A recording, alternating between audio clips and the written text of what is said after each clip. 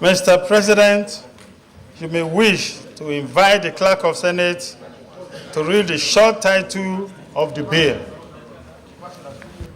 Clerk of the Senate.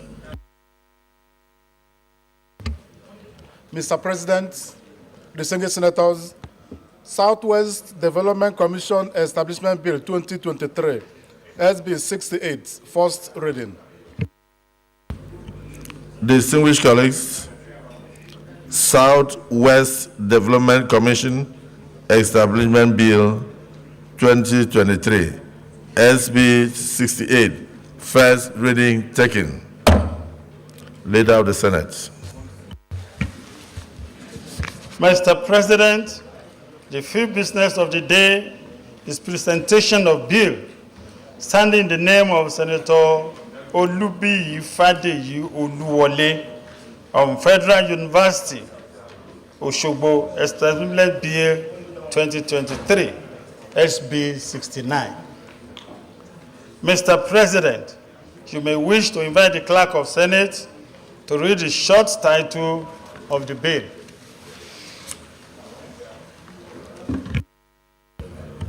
Clerk of the Senate.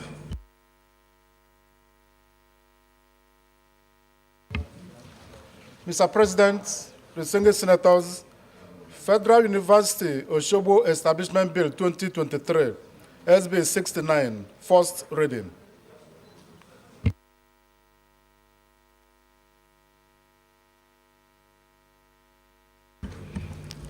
Distinguished senators, Federal University Osogbo Establishment Bill 2023, SB 69, first reading taken. Leader of the Senate. Mr. President, the sixth business of the day is presentation of bill standing in the name of Senator Barau Jibrin on the Explosive Act, Repeal and Enactment Bill 2023, SB 70. Mr. President, you may wish to invite the Clerk of Senate to read the short title of the bill. Clerk of the Senate.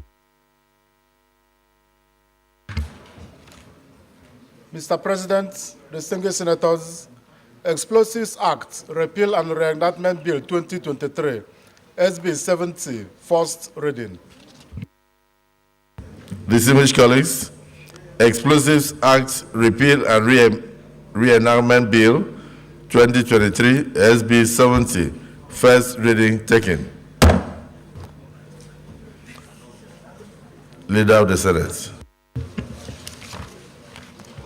Mr. President, the seventh business of the day is presentation of the bill standing in the name of Senator Eze Kenneth Emeka on Federal Polytechnic, Onueke, Ebonyi State, Establishment Bill 2023, SB 71. Mr. President, you may wish to invite the Clerk of Senate to read the short title of the bill. Clerk of the Senate. Mr. President, distinguished senators, Federal Polytechnic, Onueke, Ebonyi State Establishment Bill 2023, SB 71, first reading. Distinguished colleagues, Federal Polytechnic, Onueke, Ebonyi State Establishment Bill 2023, SB 71, first reading taken. Leader of the Senate. Mr. President, the eighth business of the day is presentation of bill standing in the name of Senator Azuko Ekpeyon on the Corporate Bodies Member Emolument Act, Repeal, Bill 2023, SB 72. Mr. President, you may wish to invite the Clerk of Senate to read the short title of the bill. Clerk of the Senate. Mr. President, distinguished senators, Corporate Bodies Members Emolument Act Repeal Bill 2023, SB 72, first reading. Distinguished colleagues, Corporate Bodies Members Emolument Act Repeal Bill 2023, SB 72, first reading taken. Leader of the Senate. Mr. President, the ninth business of the day is presentation of a bill standing in the name of Senator Ndume Mohammed Ali on the Elite Sheriff's Corps of Nigeria, Establishment Bill 2023, SB 73. Mr. President, you may wish to invite the Clerk of Senate to read the short title of the bill. Clerk of the Senate.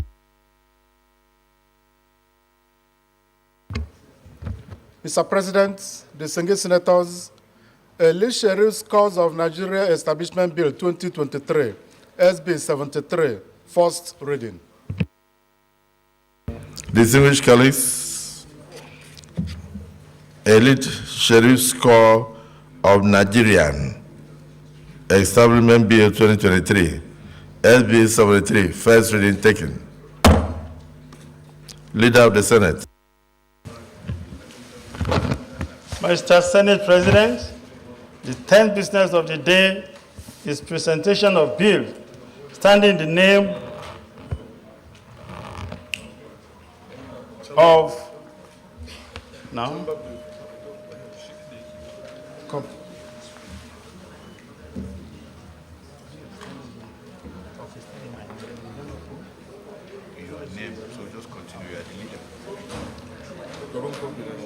Sorry.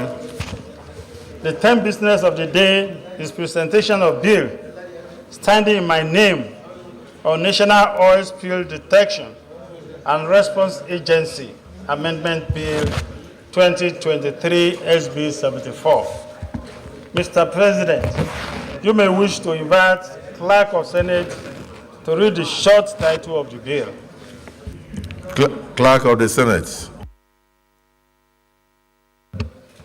Mr. President, distinguished senators, National Oil Spill Detection and Response Agency Act Amendment Bill 2023, SB 74, first reading. Distinguished colleagues, National Oil Spill Detection and Response Agency Act Amendment Bill 2023, SB 74, first reading taken. Leader of the Senate. Mr. President, the 11th Senate of the 8th business of the day is presentation of bill standing in the name of Senator Joel Onowapo Thomas on Nigerian Maritime University Okere Koko Establishment Bill 2023, SB 75. Mr. President, you may wish to invite the Clerk of Senate to read the short title of the bill. Clerk of the Senate. Mr. President, distinguished senator, Nigeria Maritime University Okerenkoko Establishment Bill 2023, SB 75, first reading.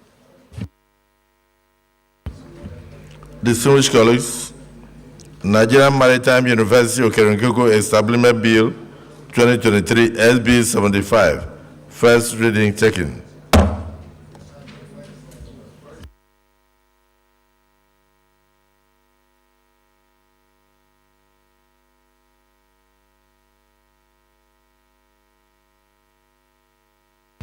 Leader of the Senate.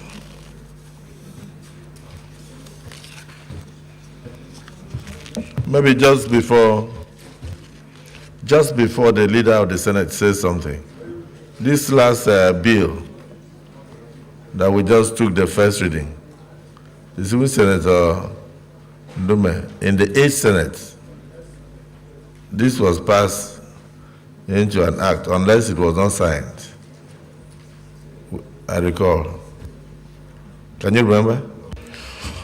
Well, Mr. President and distinguished colleagues, there are so many bills like this that were either work in progress or are passed over to but were not signed. And the normal thing is to roll it over, and that is what we are doing in batches. So, distinguished colleagues, we will be expecting bills rolled over from the 9th Senate into the 10th Senate, and this is one of them. Even if it is in the 8th, bills can be rolled over, and that is it. The clerk of the Senate, for the information of the Senate, please cross-check. This Maritime University bill was passed into an act of parliament in the 8th Senate, but find out whether it was signed. If it was not signed, then we can go ahead.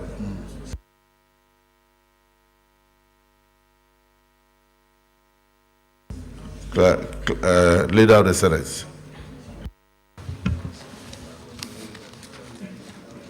Mr. Senate President, the first order of the day is a motion standing in the name of Senator Adeola Solomon Olamilekan on the urgent need to lift the restriction placed on supply of fuel to border communities.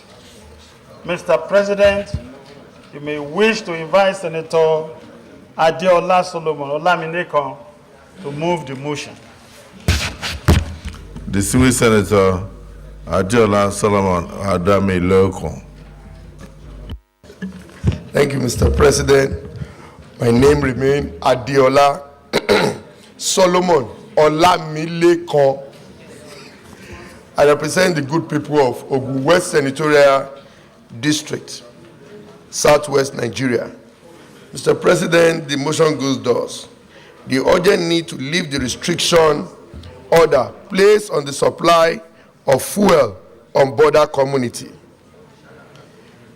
The Senate notes the federal government on the 6th November 2019 through the Comptroller General of Customs directed that no petroleum product is permitted to be discharged in any filling station within a radius of 20 kilometers to the border of the Nigeria nationwide. The Senate also notes that this directive was to checkmate the smuggling of Nigerian petroleum products, mostly premium motor spirit, the PMS, to the neighboring countries where there was a thriving market to Nigerian petrol because of the subsidy that was still on the petrol then until May 29, 2023. Inaugural announcement by the President and Commander-in-Chief of the Armed Forces, His Excellency Senator Bola Ahmed Tinubu, removing the subsidy. The Senate aware that this policy had brought untold hardship and major losses to business of the residents and indigent of the affected border community, which later made the Nigerian Customs to relax the policy slightly, being given license to 2 or 3 petrol stations in each of the local government areas that borders these neighboring countries. But that remedy was just a drop of water in the ocean. Scarcity of the petrol considering the mass population of the people affected in these border towns and communities.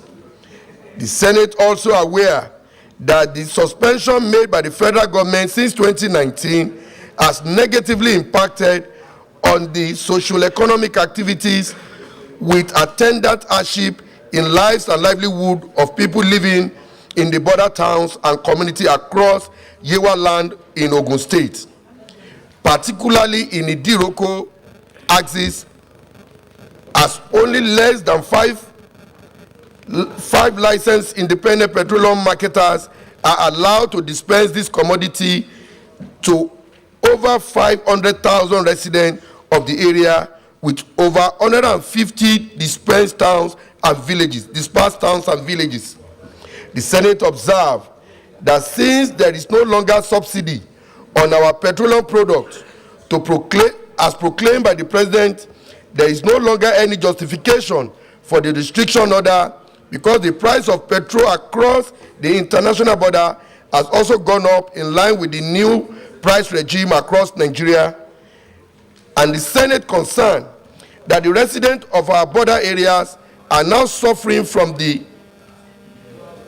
double jeopardy of insufficient supply of product to the area on one hand and the price hike on the other hand, in addition to the hitherto creeping of economic activities. Accordingly resolved to 1, all the Controller General of Customs and Excise to lift the subsisting restriction order placed on the supply of this petroleum product to the affected border community because the removal of subsidy by the Nigerian government has substantially put paid to the smuggling of the PMS product. Therefore, the product should be allowed to circulate freely without restriction. 2, also all the Controller General of Customs and Excise to intensify preventives and enforcement measures to combat the smuggling of all kinds. And 3, mandate the Committee on Customs and Excise, when constituted, to ensure compliance and report back in 4 weeks for further legislative action. And also to add, Mr. President, the National Security Advisors should also be called upon, alongside with the Controller General of Customs, to lift this restriction, because we are reliably informed that the National Security Advisor Office is in charge of this restriction in conjunction with the Nigerian Customs and Excise duty. Mr. President, distinguished colleague, I so move. Senator Kaka. Thank you, Mr. President, distinguished colleagues. My name is Kaka Shehu Lawan. I represent the good and resilient people of Borno Central Senatorial District. Mr. President, I rise to second the motion ably moved by distinguished Senator Solomon Adiola Olamilekon, and with the leave of Mr. President, I would like to contribute. Mr. President, this motion is timely and is apt. Border communities in this country are suffering as a result of untold hardship meted as a result of non-supply of petroleum products. Of note, my Lord, Mr. President, I said my Lord, sorry, I thought I was in court. Mr. President, my constituency is bordered by 2 countries of Chad and Cameroon. Gamborungala is a town bordering Cameroon. Banki is a town bordering Chad. These 2 settlements are known for their business activity. Agrarians, they are all agrarian and they use petroleum product. But once I urge my colleagues to contribute and allow this motion to take effect, I so second. Thank you, Mr. President, distinguished colleagues. Senator Abu.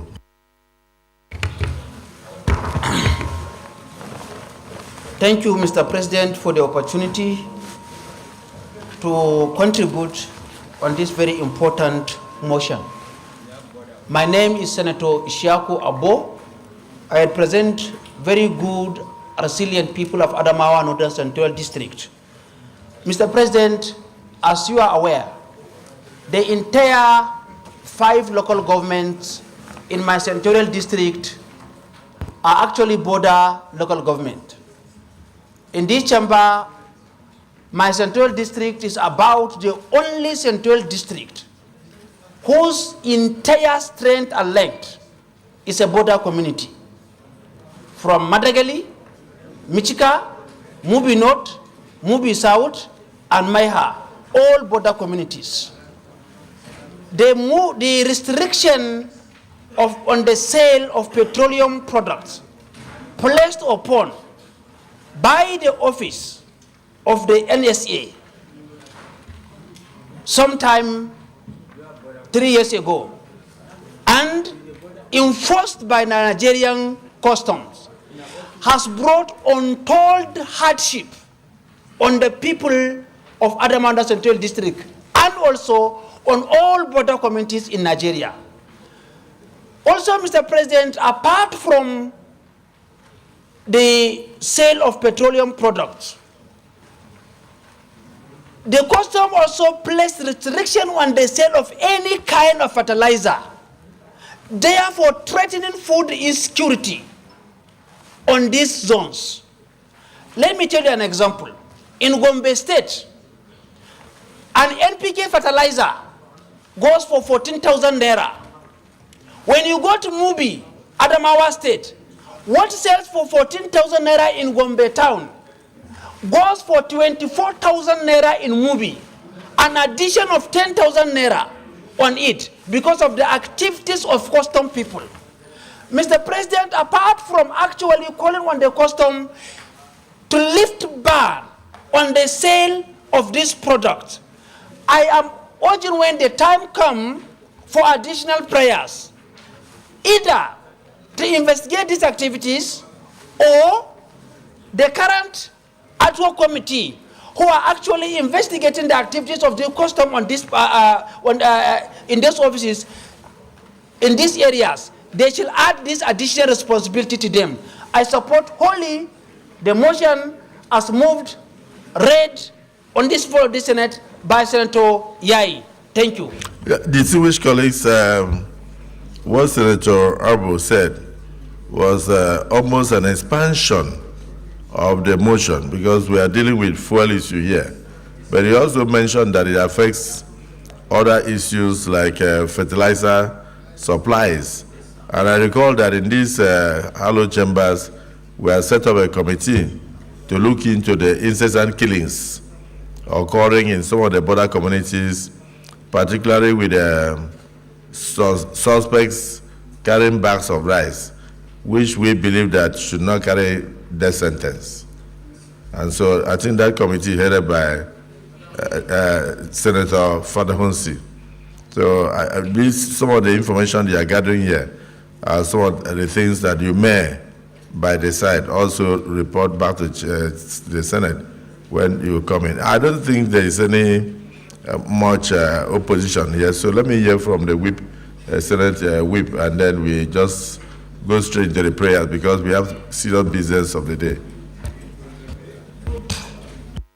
Well, Mr. President and distinguished colleagues, I'm Mohamed Ali Ndume, representing Borno South. Mr. President, I stand here to support and emphasize on this very important motion. At the time we are passing through now, where Nigerians are actually suffering, everything should be done in order to remove the obstacles that is being created deliberately for the life of the people. What he said actually is the biggest market, that is the Ogun, Edo-Iroko, but we have border towns around our country.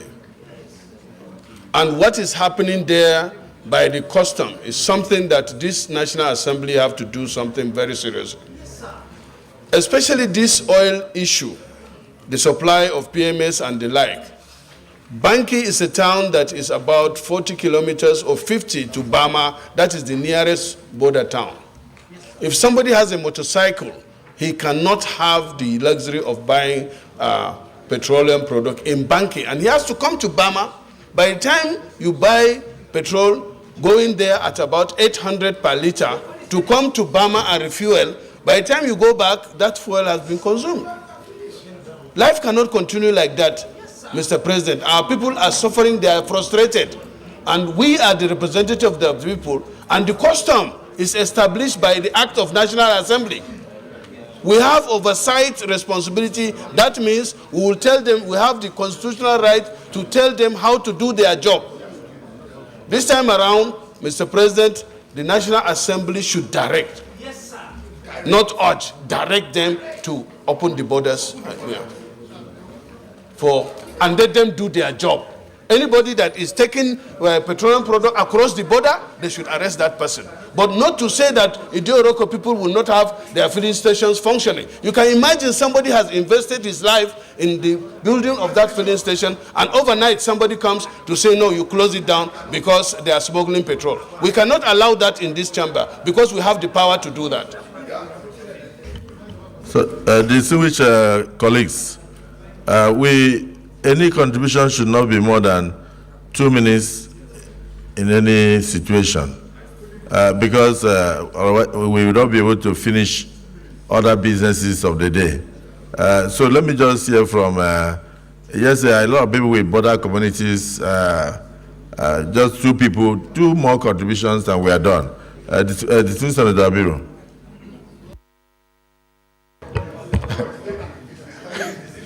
No, thank you very much, Mr. President. Thank you very much. My name remains. No, please. So, hello. No, I'm not speaking. Hello. No. No. Hello. Mr. President, you have to protect me. You have to protect me. Distinguished Senator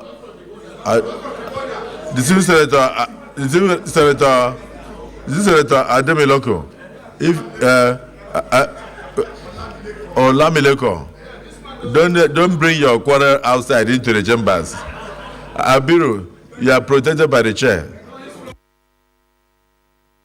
Mr. President, please protect me from. So, hello, Mr. President, sir. He's speaking as a distinguished senator, not as a city boy. As a senator of the Federal Republic, and my name remains Senator Mukahil Adetokunbo Abiru. Sir, Mr.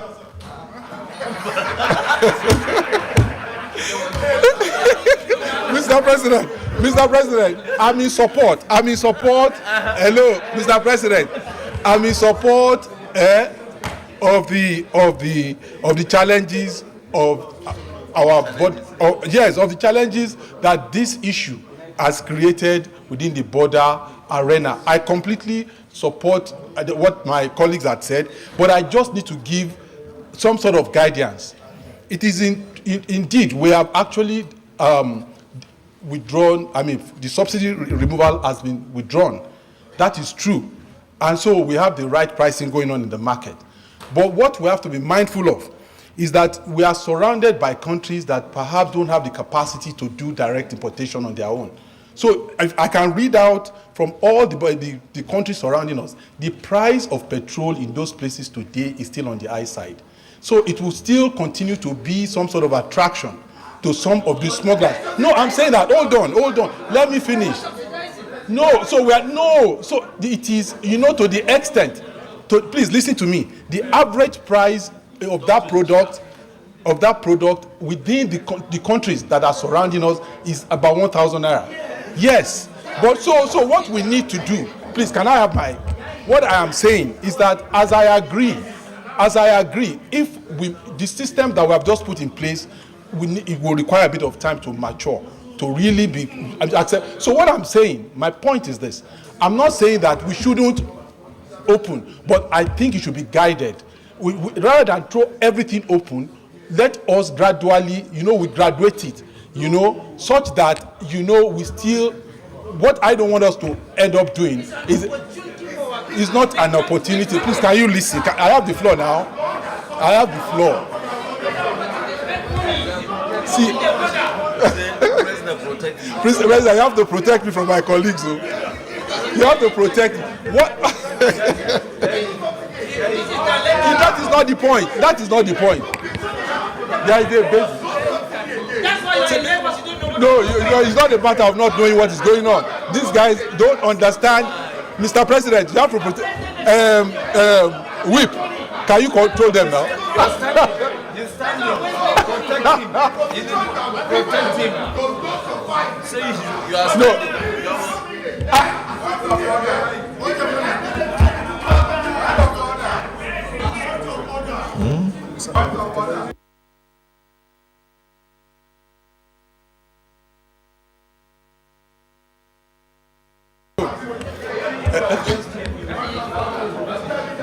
So,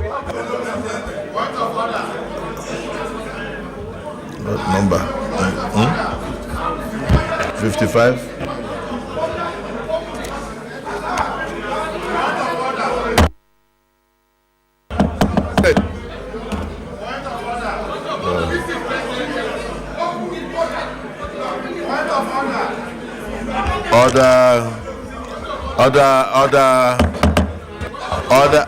Order 55 of the order 55-9. Please open. Open order 55-9.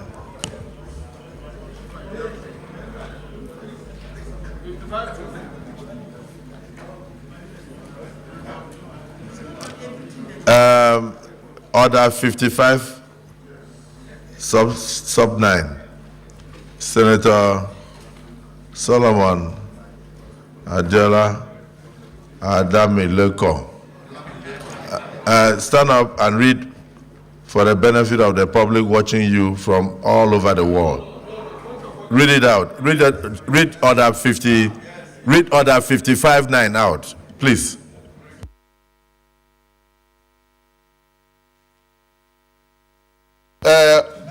Point of order here. I have order 55 A, B, C, D, E.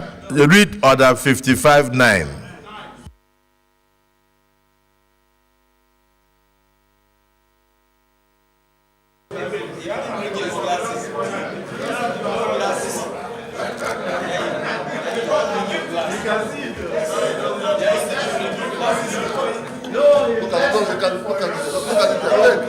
Excellency.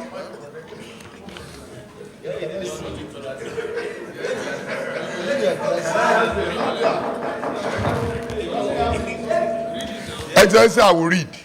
But I read because... Read out order 55-9, sub 9. Just read it out so that we can continue, please. Mr. President, very distinguished colleague, order 59, page 41. Order 55, sub 9.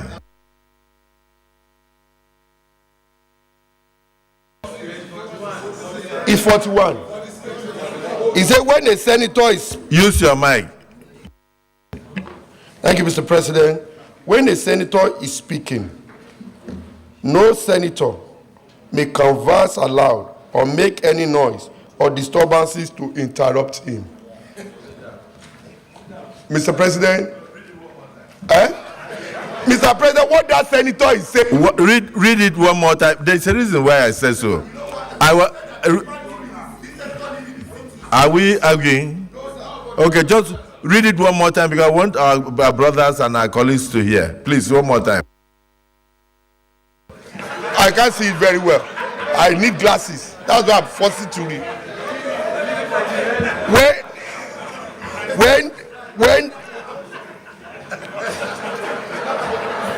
When a senator is speaking, no senator may converse aloud or make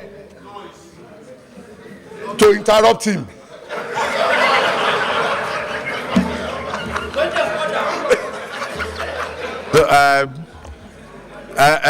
Distinguished Senator Solomon Adela Adamileko, your point of order 55-9 is sustained. No senator may converse aloud, make noise, or disturb the other senator when he's speaking. So let us just respect ourselves, unless it's different from what. Okay. No. Can I wrap up? No, you start. You have not. Order 40. My point of order is order 52-1. The third part of it. 52-4. A senator must confine his observation to the subject matter under discussion and may not introduce matters irrelevant thereto. We are talking about what is happening at the border, and somebody is talking about the implications of those laws made especially like the withdrawal of fuel subsidy. That is what led to the intervention. No, you didn't get it. Distinguished Senator, your point of order is noted. Distinguished Senator Abiru, is noted, please. You want to make contribution. Somebody's son is already standing. Distinguished Senator Abiru, you are protected. Conclude your speech, and then another person can take over. Yes, let him conclude.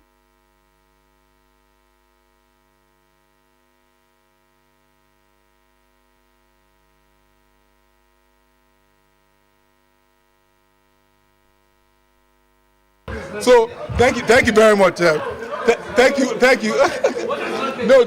Hello, Mr. President. Okay, in line with our rules, a point of order must always be heard. Senator Abu, let the point of order be relevant. Very relevant. Okay, Senator Abu, take your seat. Today, Mr. President.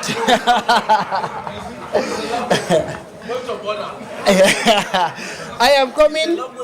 Yeah, point of order, Senator Sani. Point of order, Senator Sani.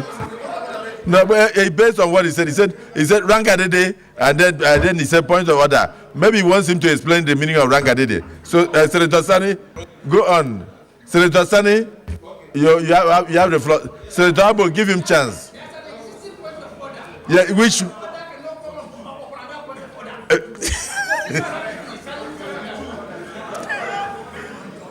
Senator Sani. Senator Abu, don't worry, you have your opportunity. But Senator Sani.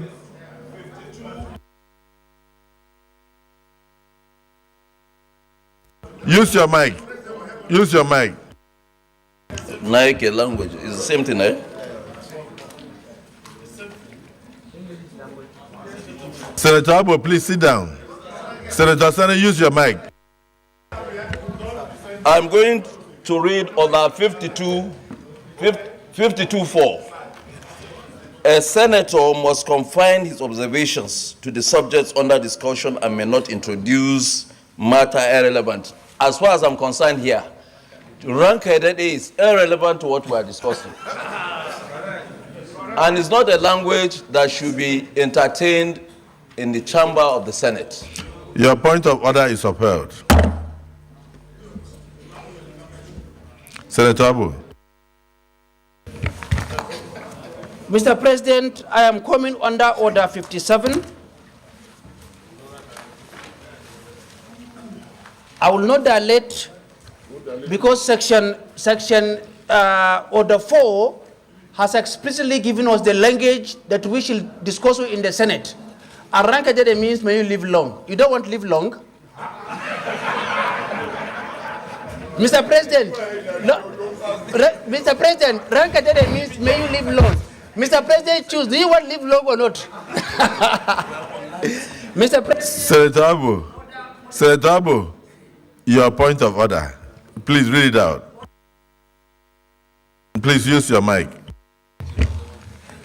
No dilatory motion shall be brought by a senator or entertained by the President of the Senate. Mr. President, with all intents and purposes, the contribution of Senator Abiru is dilatory in nature and should not be entertained. Thank you. Noted. Senator Abiru, conclude. Thank you very much, Mr. President. So, for the record, I don't live in the city. I live in the community as well in Ikorodu, which is a part of Lagos State. Now, my position is this: I empathize with all the issues around the border matter as canvassed by my colleagues. I indeed, empathize and I understand. But again, we should not overlook what the distortion in our market, in the market that we are trying to correct. So all I'm saying is that we should gradually, open those places, not everything at a go. We should moderate it gradually so that at least those who live within those communities can have access to the product. But we should do it in such a way that we don't still allow our products to get across the border, because the border is still very, very attractive, and most of the surrounding countries don't have the capacity to import fuel directly on their own. I so submit, Mr. President. Thank you very much. Yes, my leader.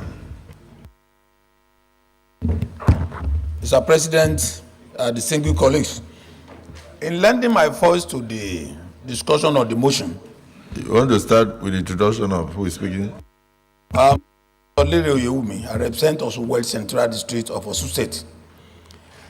Sir, in the premise of the motion, the reason for the stoppage of the fuel to those areas was because of the subsidy. Now, because of the removal of subsidy, the business of importing and selling of product is no more in the government purview. It has become a general business of people that are in that field. Whether they are buying it at a higher price somewhere or they are buying at a lower price somewhere is not affecting Nigerian economy in any form. But it's a good business for us in Nigeria. So I'm supporting this bill that the free flow of petroleum products to and from those border areas should be done immediately. And people in that area should not suffer again, because the reason for the stoppage before has been completely removed. I also submit, sir. Distinguished colleagues, please, is there anybody who is opposed to this motion? If you are opposed to this motion, please raise your hand so that Nigerians will know. Senator Sadiq, you are opposed to the motion. Sadiku, right? You are opposed to the motion. Okay. Thank you, Mr. President, distinguished colleagues. I want to come first to appreciate the mover of the motion for the meticulous work. The motion, from my own point of view, is having two considerations. The first one borders on economy, but the second tranche of it is on security. They are all border community, yes, and they are under serious suffering because of the prohibition of movement of petroleum product. When Senator Abu was talking, he made mention of fertilizer as part of the restriction order or what they are suffering. And these two items, the PMS, the fertilizer, they are precursor material for the manufacture of IED.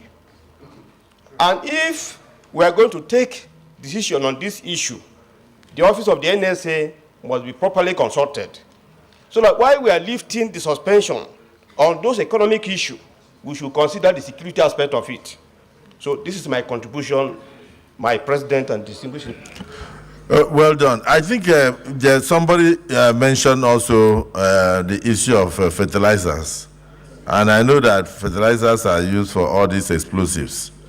So if there is a bit of restriction on free movement of fertilizers across our borders, it's also to stop free movement of explosives, because that is one of the components of it. So we go straight into the prayers, and then in the course of the prayers, you can have amendments and additional prayers that will moderate the view that have been expressed in a diverse form. Prayer 1, urge, let me read the prayer, then you amend. Prayer 1, urge the Comptroller General of Customs and Excise to lift the subsisting restriction order placed on supply of petroleum products to the affected border communities, because the removal of subsidy by the Nigerian government has substantially put paid to the smuggling of the PMS products. Therefore, the products should be allowed to circulate freely without restriction.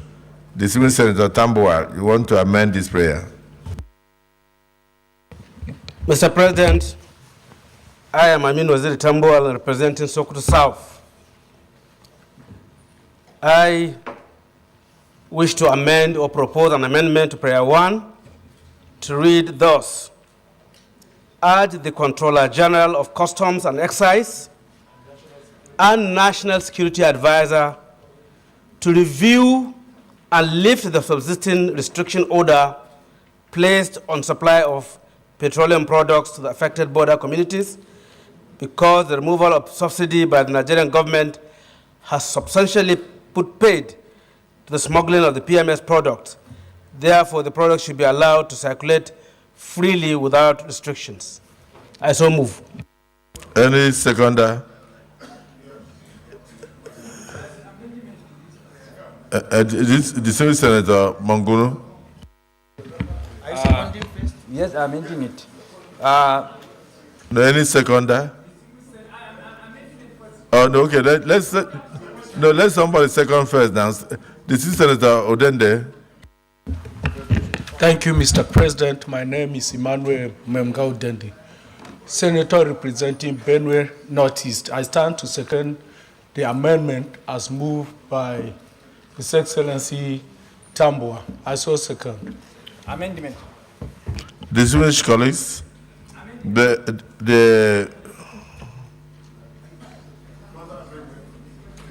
further amendment to the amendment.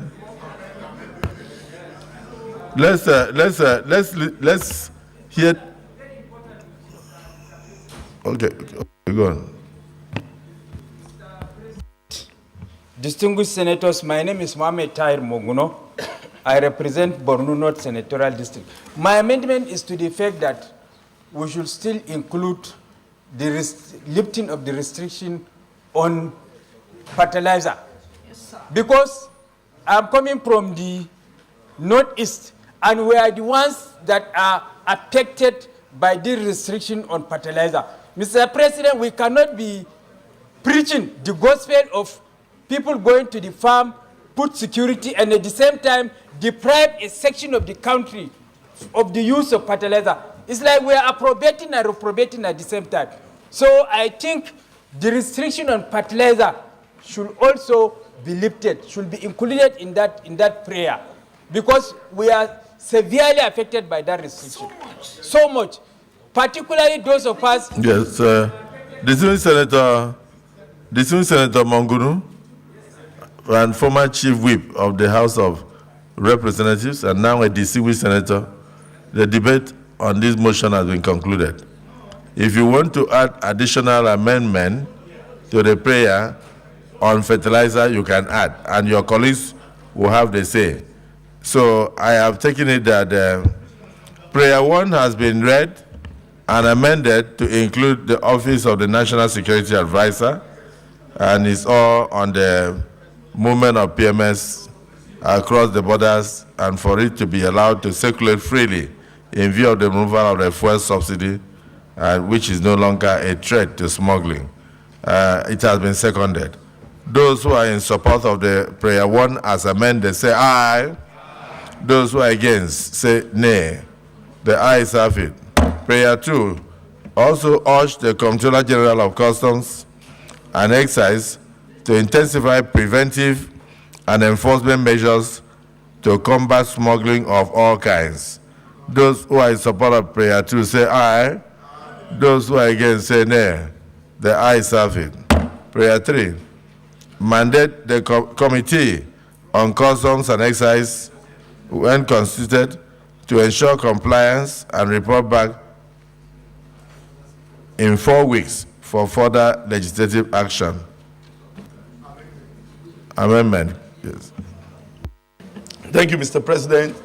I want to take a lead from the amendment in prayer 1 as given by Senator Aminu Waziri Tambua, that our Committee on National Security and Intelligence should also be part of that prayer 3. That is, Committee on Custom and National Security and Intelligence should monitor and report back in 4 weeks when constituted. Yes. Any seconder?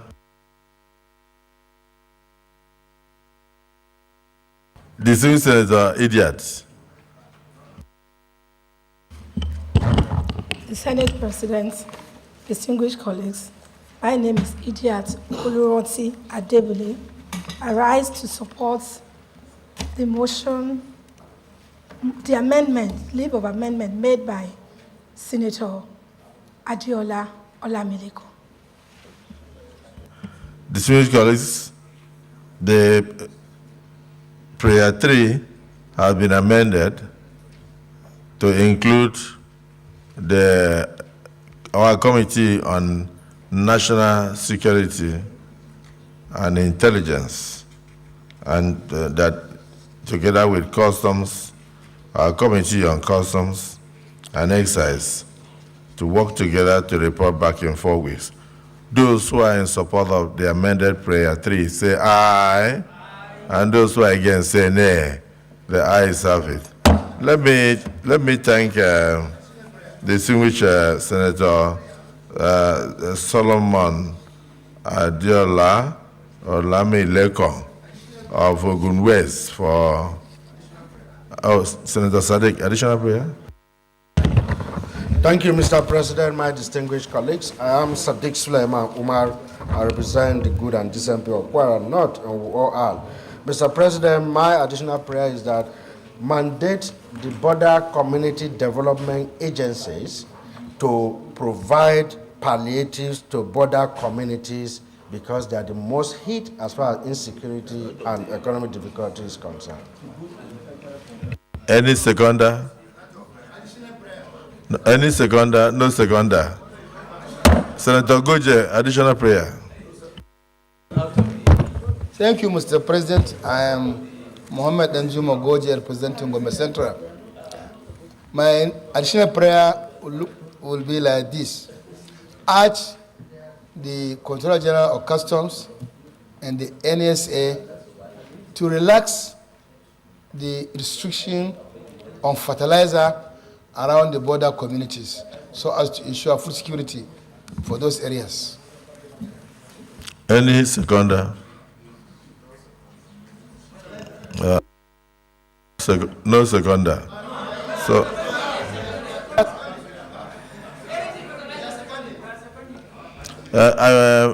distinguished colleagues, I think, Senator Goje, the issue of fertilizer should be taken separately from PMS because of the larger implication of the production of explosives and IEDs. Because the reason why we entertain this PMS issue, we're talking about vehicles.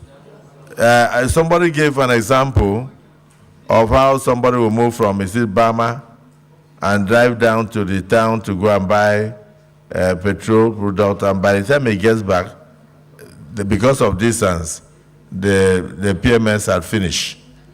And so it's not the same thing pouring fertilizer into the car and driving to and fro. So we should restrict ourselves to the discussions.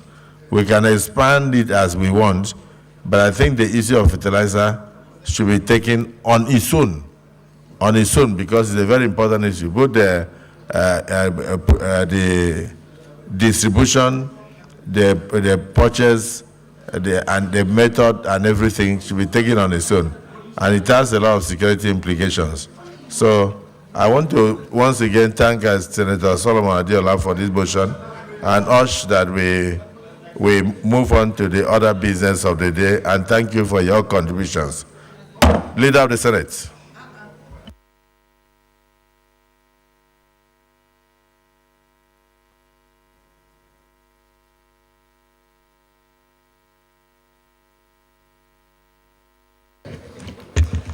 Mr. President, very distinguished senators, the second order of the day is a motion requesting the Senate to consider the request of Mr. President CNC for the confirmation of the nominations of the following persons for appointment as ministers of the Government of the Federation in accordance with Section 147, subsection 2 of the 1999 Constitution as amended. 1.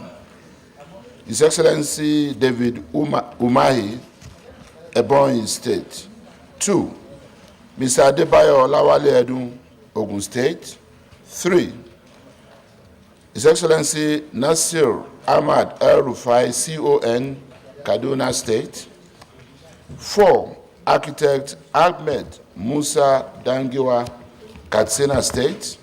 5, Chief Uche Geoffrey Naji, Enugu State. 6, Stella Erubogene Okotete, Delta State. 7, Mr. Dele Alake, Ekiti State. 8, Mr. Adekola Adebayo Adelabu, Oyo State.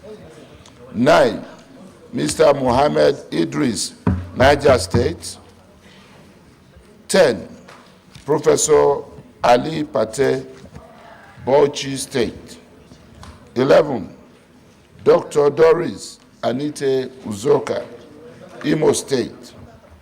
12, Mr. Latif Fagbemi, Senior Advocate of Nigeria, Kwara State. 13, Honorable Ekperikpe Ekpo, Akwa Ibom. 14, Barrister Hanatu Musawa, Katsina State.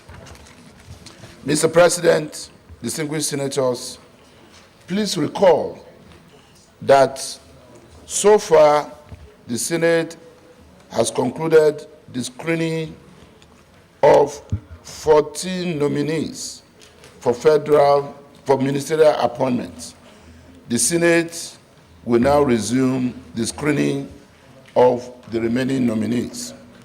Mr. President, distinguished senators, in order to carry out this exercise in conformity with our Standing Order 12 on floor privileges, I will move a motion that the Senate do admit the Special Advisor to the President on National Assembly Matters, the nominees, non-serving senators, and other government officials, accompany them into the Senate chamber. I so move, Mr. President. The Minority Leader. Thank you, Mr. President. Distinguished colleagues, Mr. President, I rise to second the motion moved by Leader of the Senate. I so second. Distinguished colleagues, the motion has been moved and seconded that we do admit the Special Advisor to Mr. President and any nominee, non-serving senators, and other strangers, such as government officials, into the chambers. Those who are in support of this motion say aye. Those who are against say nay. The ayes have it. The Senate Leader.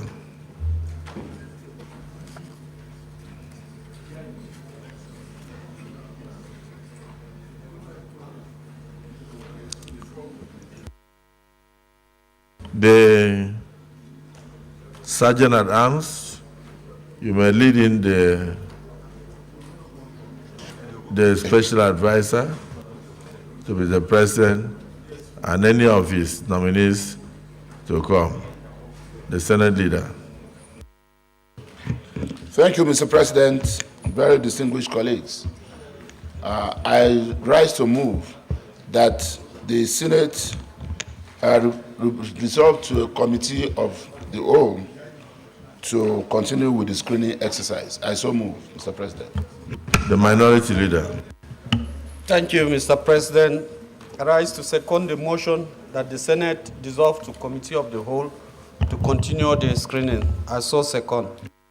Distinguished colleagues, the motion has been moved by the Senate Leader and seconded by the Minority Leader that this Senate do resolve with the committee of the whole to continue the screening of ministerial nominees. Those who are in support of the motion say aye. Those against say nay. The ayes.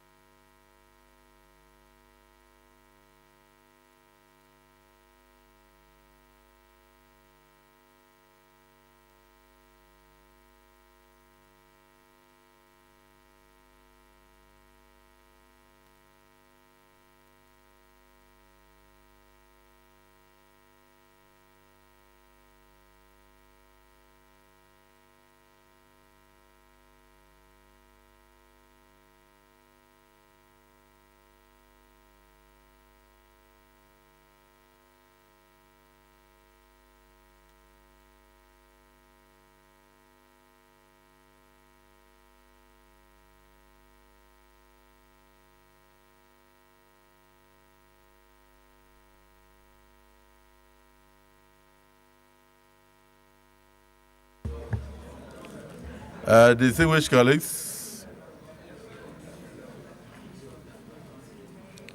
Order 52 of our Senate standing orders as amended. A senator shall not read his speech save if he is moving a motion or presenting a bill. So where a senator appears for screening, he shall not read his achievements in office. Where a senator is appearing for screening, he shall not read his achievements in office. And where a senator is a principal officer of the Senate, he shall appear, take his bow, and thereafter resume his seat until such a time that he is sworn in as a minister of the Federal Republic of Nigeria. The floor is yours. Introduce yourself.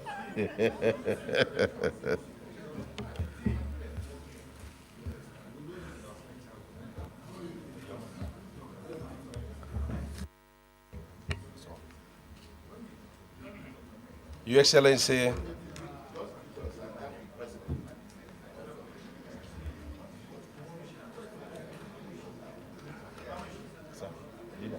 Your Excellency, Mr. Senate President, Your Excellency, Deputy Senate President, my distinguished colleagues,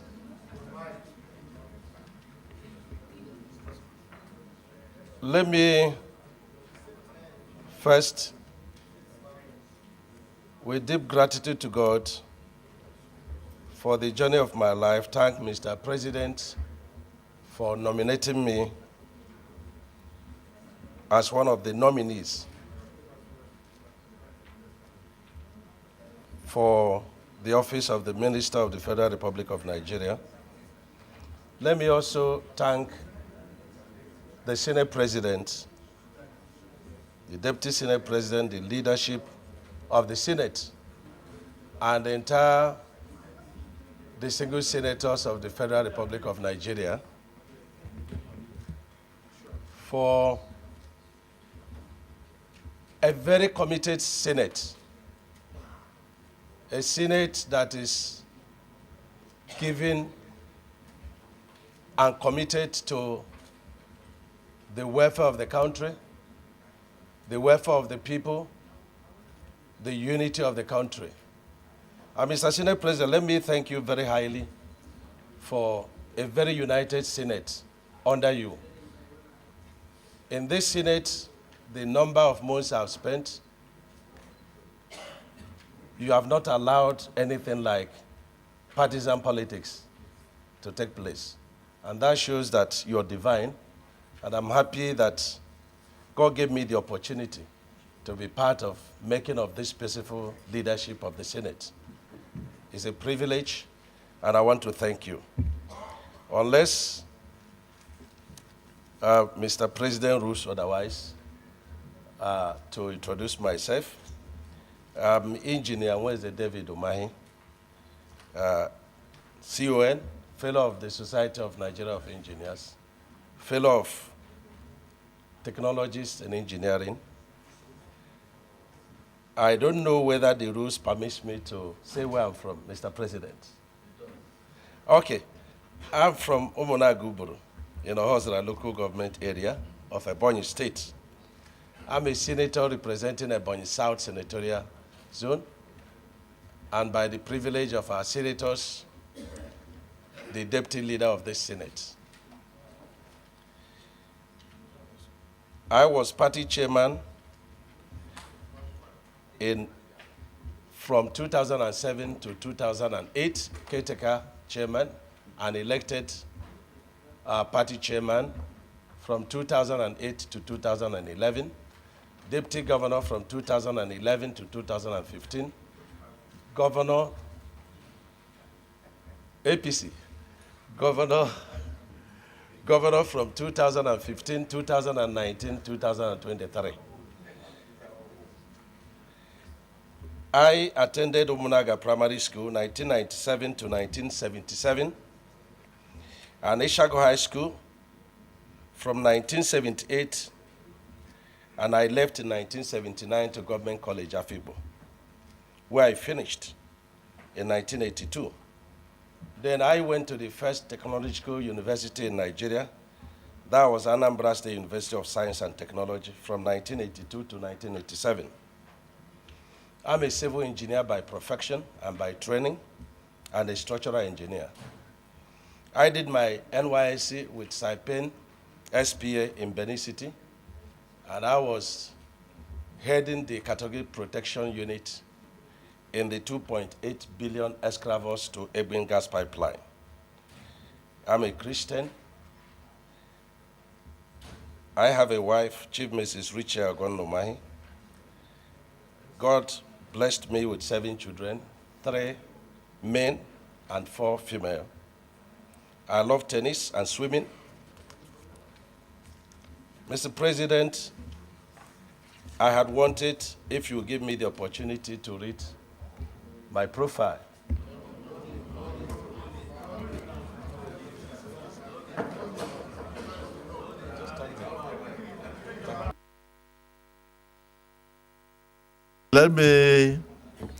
Let me thank our nominee, distinguished Senator David Umahi, for filling in the gap on his childhood from primary school to university and all that. The areas you want to take from are already before the public. If you Google Umahi, you know that he was once a party chairman. He was once a deputy governor. And he was a very outstanding governor, a performing governor for 8 years.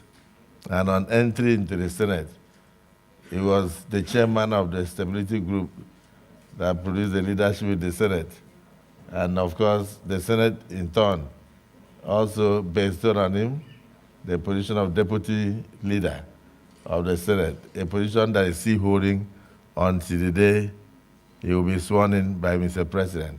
So let me join you and my colleagues to thank Mr. President for finding one of us worthy to be nominated to stand before us. You will now take a bow.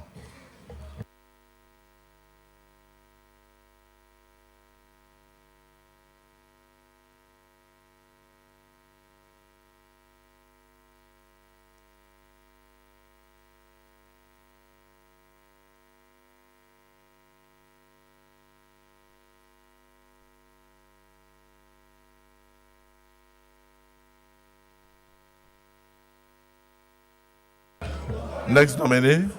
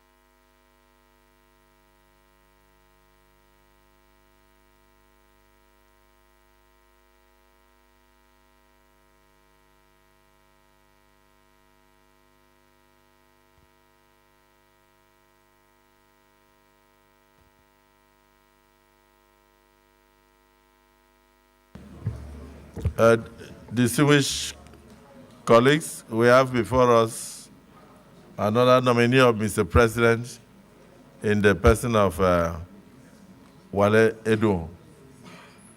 You have the floor.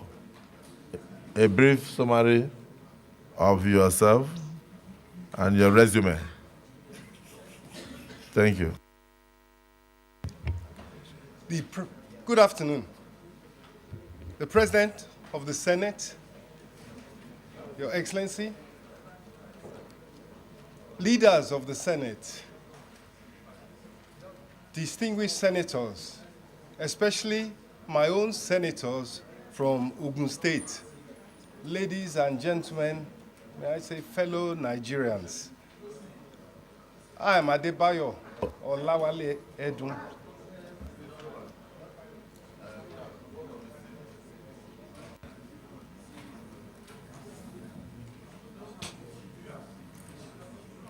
Is there? Is it there? Is it now?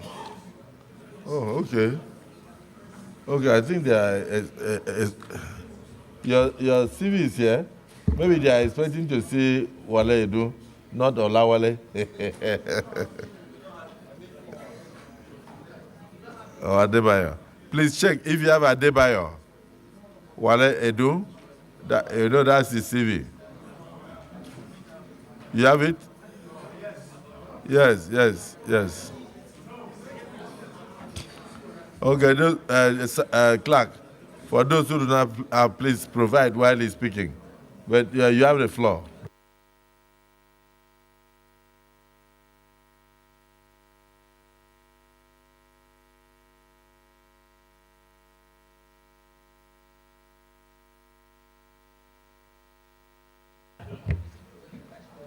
Thank you, Your Excellency. It is my great privilege to appear before you this afternoon to humbly seek your confirmation to enable me answer the call of our President, His Excellency President Bola Ahmed Tinubu, and offer my service to our beloved nation. I am from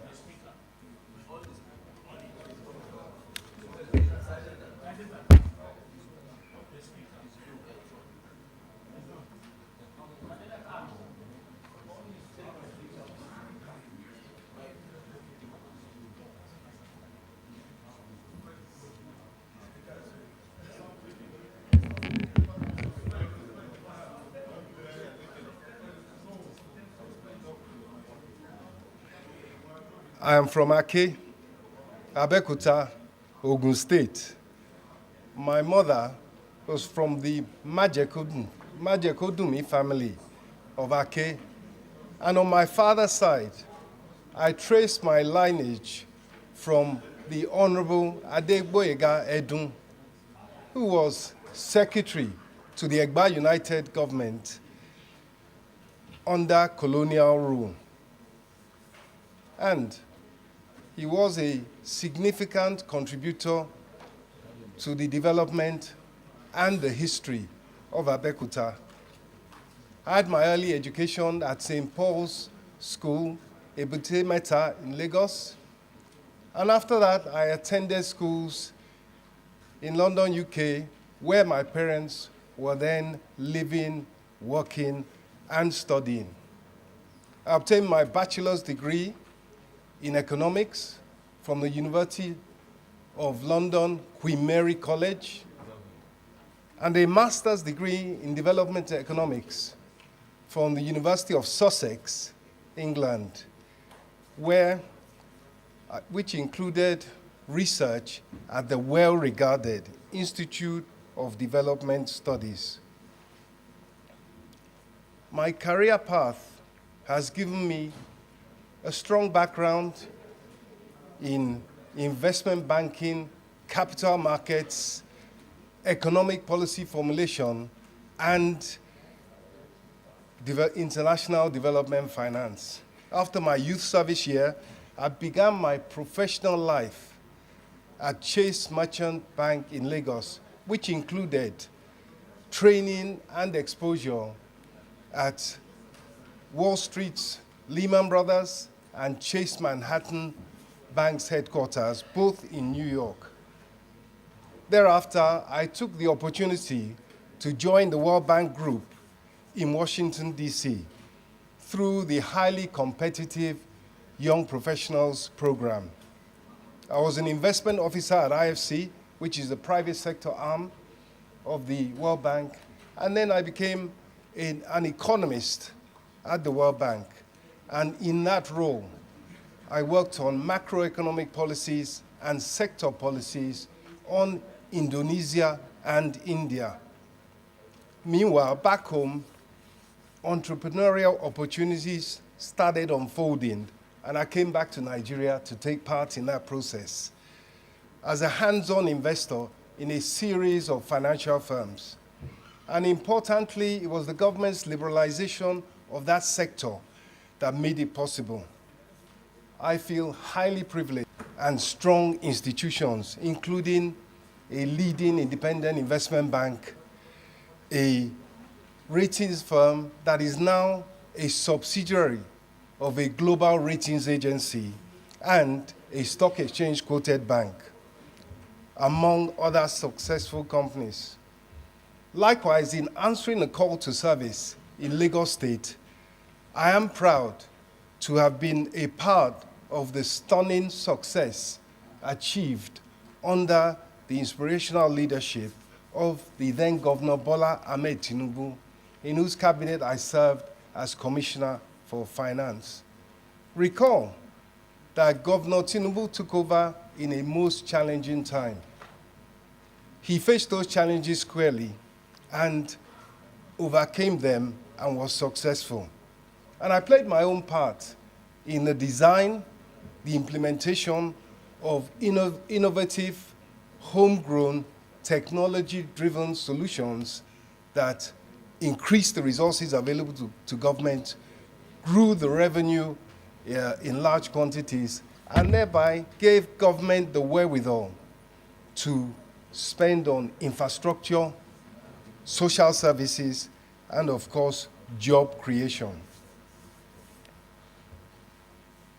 And there are parallels today. We all know that these are challenging economic times, and they also need to be confronted, to be wrestled with, and to be defeated in an effort to build a competitive economy. Aside from economics, may I say that I have engaged in youth empowerment. I am involved in the International Award for Young People Nigeria, which runs the Duke of Edinburgh's award. And having been a national amateur boxing champion during my student days, I hope you are not too surprised at that.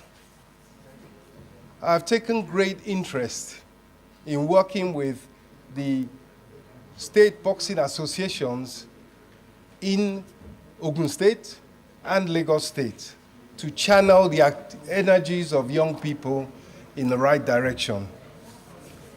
Your Excellency, distinguished senators, let me conclude by saying, in my view, and I'm sure in the view of so many, Nigeria is too well blessed with resources, both human and natural, not to be successful. At the outset of this new administration, I am hugely optimistic that that success will come. On a personal note, success for me would be to retain a record of competence and integrity during my service. I am Adebayo Olawale Edun, and I humbly seek your confirmation of my nomination so that I can join you in service of our great nation. Thank you. Thank you, Chief Wale Edu. Let me start from the left. Senator Walada, are you there?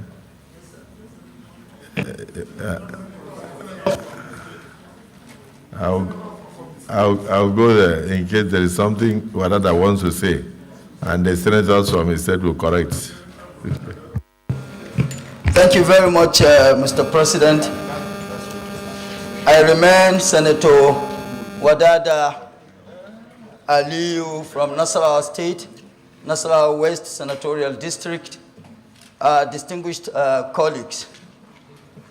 Mr. Nominee, your resume speaks for you. And of course, it is an open secret that previous government and the present government particularly is committed to managing our foreign exchange. And simple economics that we were taught in secondary school says that the price of any commodity is determined by market forces, demand and supply. Now, what would you do differently? Here, demand and supply. For us to supply, we must have what to supply. And the real sector in Nigeria is in comatose. What would you do differently to either see to the resuscitation of the real sector so that the polity will be productive and we will have what to supply so that we earn foreign exchange and beef up our foreign reserve. Otherwise, if that will not be done within the quickest possible time, what other means would you, if you emerge or eventually become the Minister of Finance, for the market forces to be balanced so as to manage effectively the our foreign exchange? Again, what will you do differently to ensure effective link between fiscal and monetary policies for effective outcome? Because really and truly, the fiscal and monetary policies so far, where we're coming from, they haven't really been really interconnected for effectiveness of the economy. And then again, what would you do differently to ensure the shock in our balance sheet of in the balance sheet of our debt portfolio? Thank you very much, Mr. Nominee. And before I sit down, as an elder polo player, to me, I say eyes on the ball.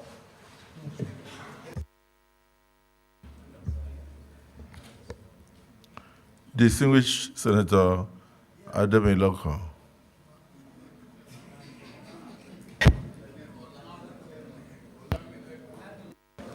Thank you, Mr. President, sitting as the chair. Very distinguished colleague.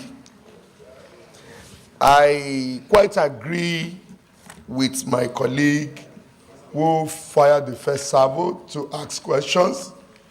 And because of the pedigree of the man standing before us this afternoon, who has been involved in so many achievements that Lagos as a state has recorded thus far, I strongly believe coming to the center stage is another great opportunity to showcase what is capable of doing in trying in assisting the current economic woes of our great country, Nigeria.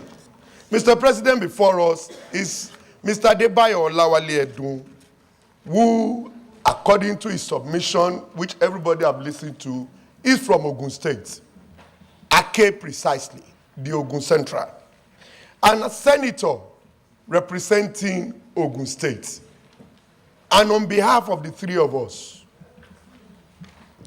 we are presenting to you a man who is not only committed, but who is dedicated to his job and who have proven this over the years. Currently, is working with the present government as special advisor on monetary policies. And within the shortest time of assumption of this administration, the major economic reforms that have been proposed thus far, which we believe in the long term will yield the desired fruit, which we all, as a Nigeria, are expecting. I strongly believe that this man will do all within his capacity to assist this present government to turn around the fortune of this country from the economic angle. And we in Ogun State strongly believe that this is one of our best. And we are presenting to the Senate that we're in total support of his nomination and further confirmation by this Senate. And we seek the understanding of our colleagues to please join to support Mr. Adebayo Olawale Edun as a minister of the Federal Republic of Nigeria. I so submit, distinguished colleague. Thank you.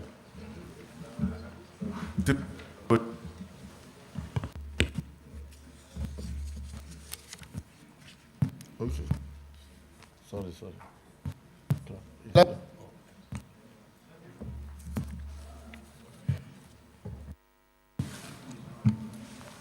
Thank you, Mr. President.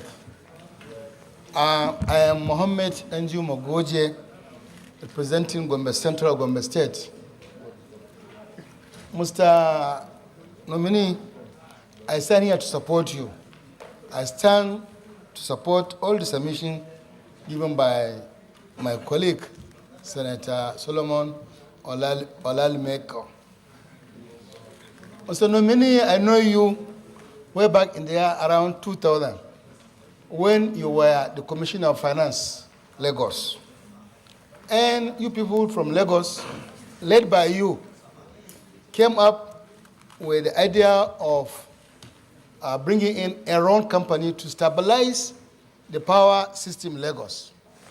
And I remember you are one of the key people that I was Minister of State for Power, who had a series of meetings with you, and you defended fiercely the introduction of Enron to stabilize the power in Lagos State.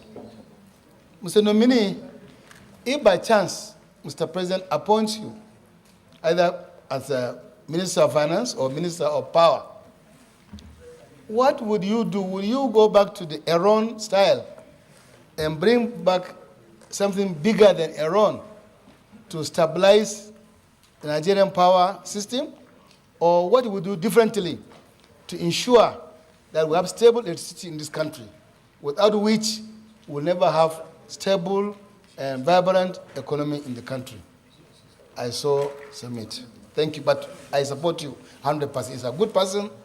He's well-grounded, very good. My series of meetings with him were so impressive that when I saw his name, I was very, very much impressed. I know that he will do wonders to this administration. Thank you.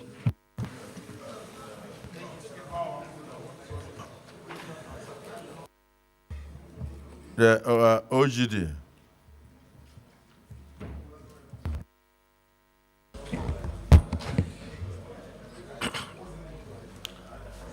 Thank you, our Senate President,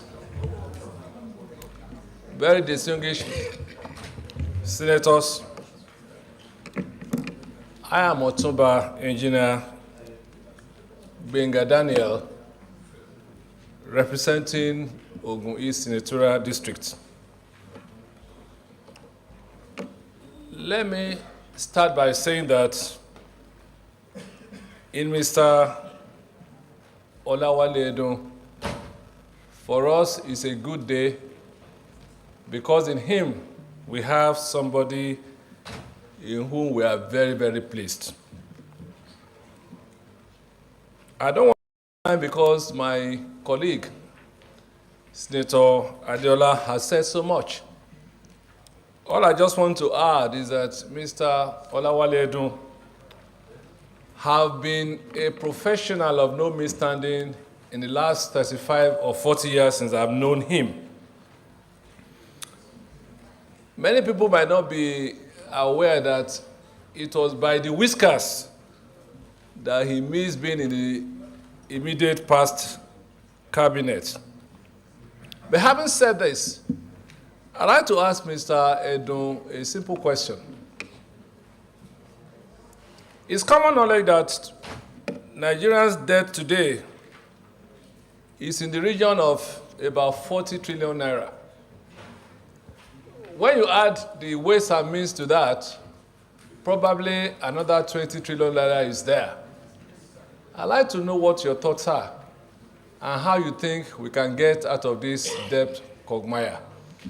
Having said that, Mr. President, sir, I have no doubt that Mr. Olawale Edun is one of the best in his generation.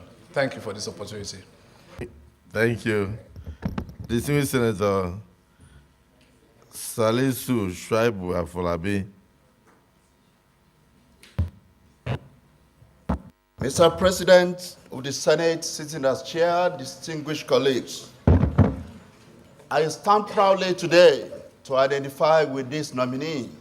He is my constituent from Ogun Central Senatorial District, the senatorial district renowned for its excellence and patriotic favor. My name is Shoaib Afolabi Salisu, representing Ogun Central. Mr. President of the Senate, distinguished colleagues, at a point in our history like now, we require a man like Wale Edun. If some of you were aware of the transformation of Lagos from a state that was making a paltry sum of 600 million naira internally generated revenue in 1999 to billions of naira in the first term of Bola Tinubu as governor, and today is in tens of billions of naira. If you are looking for the man who made that happen, you have the privilege of seeing him here today, is Wale Edun.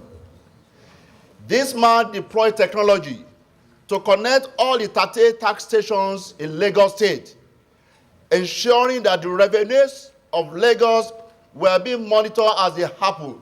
He blocked all the leakages. He streamlined the procurement process, ensuring that the resources of Lagos were utilized. It was when he was Commissioner for Finance that the funds of Lagos State were seized by the then federal government. It was through his ingenuity that Lagos survived that onslaught and it remained afloat among the Committee of State. If you are looking for the man that managed Lagos State economy and it became the 5th largest economy in Africa and certainly the biggest in Nigeria, this is a man with an uncommon combination of public service finance, public service experience. He worked in Warriors Merchant Bank, and to plead that you should take a bow. But for 2 reasons, we will ask him questions. It will be a disservice for a man of his experience and expertise, a man that will require the support of the Senate now and then to come here and not build the confidence in you, because the reforms of this administration, particularly in the economic space, will require the support of the Senate. And the Senate must have the confidence that the man they're entrusting that responsibility to is capable of doing so. Therefore, he is from Ogun State. When you have a good product, you are not afraid of that product being subjected to interrogation. So we will ask him questions. The second reason we will ask him question is this. This man is most likely, there's no price for guessing, is most likely going to be in charge of our finance and economy. Just yesterday, the president himself addressed the nation.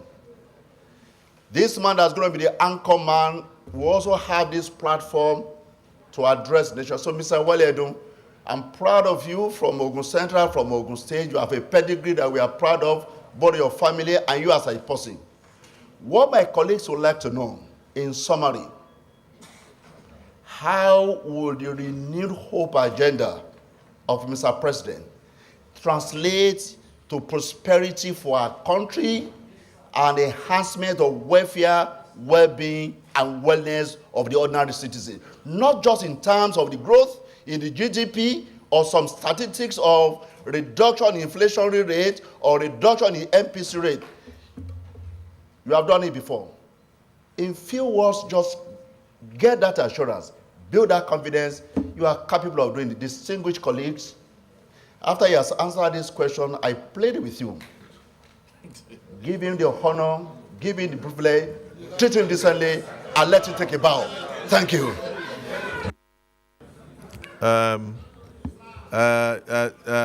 SARS, don't take over the work of the presiding officer.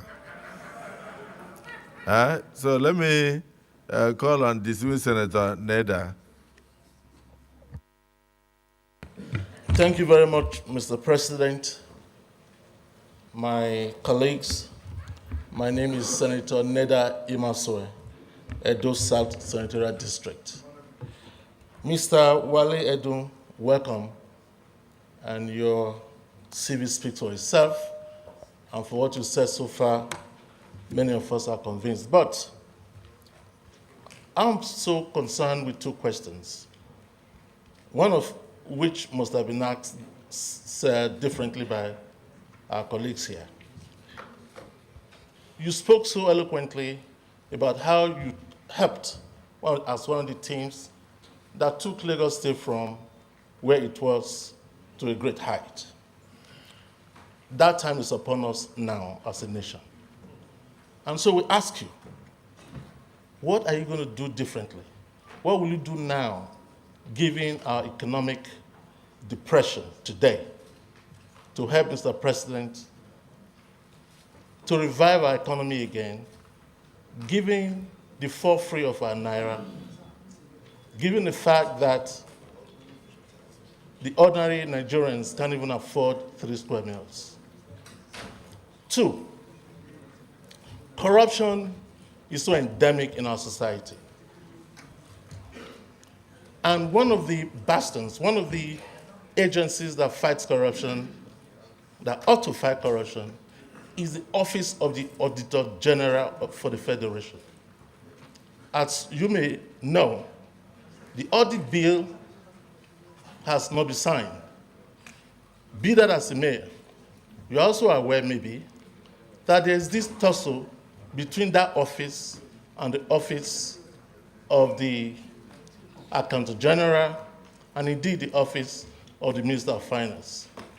We believe, I believe, that that office needs independence for it to work properly.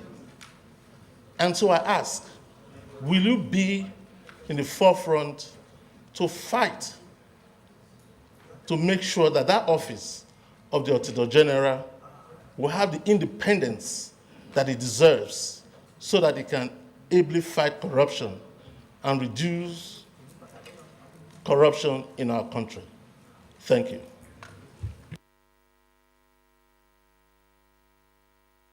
Please, let's try and ask just questions so that we can stop. Distinguished Senator Abiru.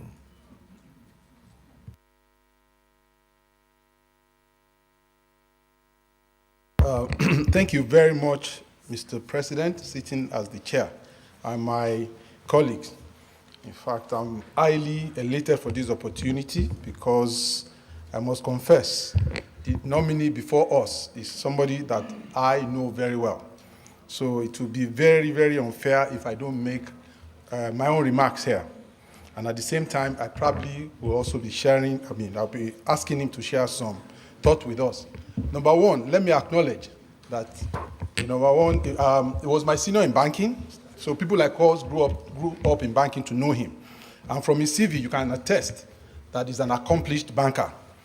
Equally, he was my predecessor as the former Commissioner of Finance in Lagos. As you are all aware, I was also a Commissioner of Finance, but years after he had passed through that particular corridor. And part of the major legacies that he left behind is part of what we rode on and continue to improve the lot of Lagos, and which is still continuing till today. So in Mr. Edun, I see a well-accomplished professional, but there is a part that people, my colleagues, so I join and I support everything my colleagues have said as well. But there's a part that I think has been conspicuously missing, which is the fact that he's equally a grassroots politician. I can attest to that. And I also must also attest to the fact that even in this current dispensation, this current administration, I've worked closely with him. So I support his nomination, just like everybody had done, but I also would like to ask him a question, or not necessarily a question, but I would like him to share some of the reforms that this current administration has embarked upon, because I happen to know that he's also a part and parcel of all the reforms that we are beginning to see. And specifically, I would like him to speak to the issues around the macroeconomic distortions that this current administration is trying to confront and improve upon. So, Mr. President, my distinguished colleagues, I support Mr. Edun's nomination, and I plead that we all support his nomination. Thank you, Mr. President, and my distinguished colleague. Just take a minute, since we are sitting together. You must have conferred on what you were going to ask. If you had missed something, I'll just add it so that I can come to the leadership. Thank you, Mr. President, sitting as chair, my respectful, distinguished colleagues, and the nominee. I join all the colleagues to congratulate you for the nomination, and we believe that is one of the best choices that this country will make. I have just a question, and it's related to the fiscal policy. Government responsibility is to cater for growth and stability. It also should concern itself with allocation and also the distribution of such resources, generating the resources in terms of revenue, and then coming to the budgetary system. Looking at what has been going on, and with the perspective of what we were able to, with the cycle of budget I have seen, which always make us to amend the Appropriation Act, either the supplementary or the main act, by many months into the preceding year. Into the coming year. In my view, or in your view, but let me take my view first. I feel it's like correcting an anomaly and then bringing it back from another corner. As a country, if you look at our budgetary system, compare vis-a-vis the revenue, the distribution, and the allocation of these resources, do you still think the budgetary system we are adopting at this moment is good for this country? Thank you, Menamini.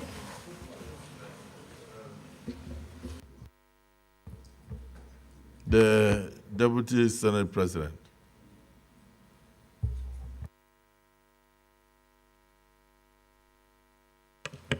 Thank you, Mr. President. I am Senator Barrow Jibrin, Abedakano North. Mr. President, Speaker after Speaker, a lot of our distinguished senators that have spoken have spoken about the exploits of this nominee in Lagos.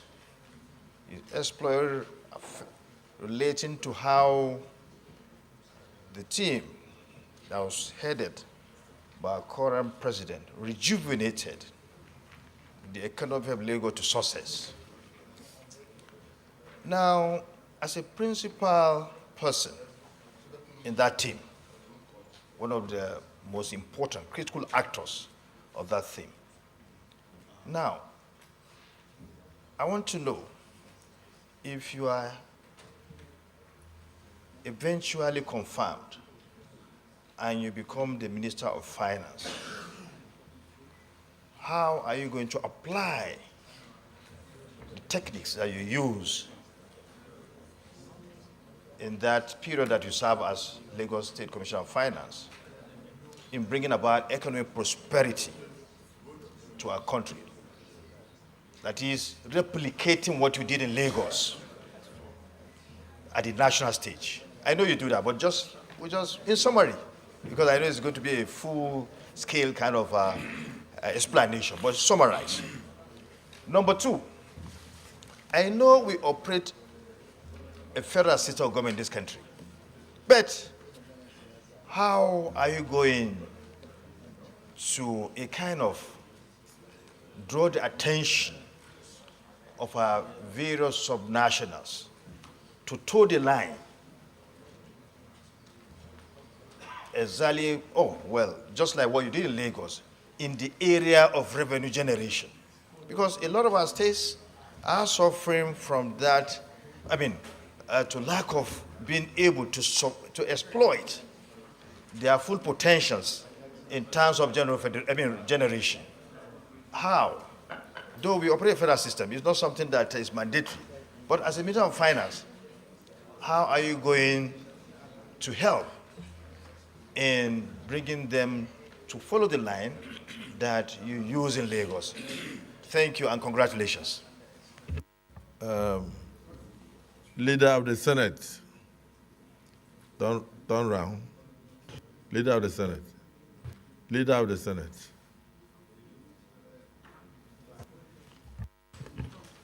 Mr. President, distinguished colleagues, I come under Order 8, Sub 3 to move for an extension of time to enable this Senate conclude on all the items on our order paper for today. Thank you. Leader. Thank you, President. I rise to second the motion moved by the Leader of the Senate that the Senate should extend the time beyond 2 p.m. to continue with all other items on the order paper for today. I so second.